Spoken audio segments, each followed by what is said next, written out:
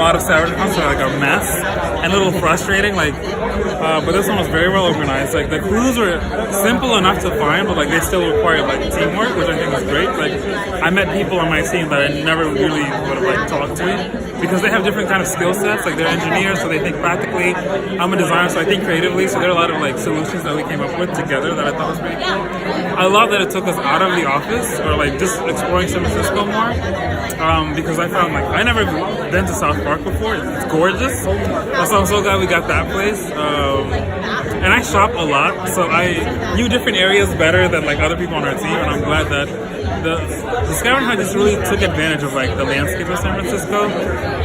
So you explore like places that you're familiar with and places that you've never been to before. So now I have favorite locations that I'm going to go to because of the scavenger hunt. And it's also very personal too. It just feels so like a nice, creative, and like personal event that like you will always remember.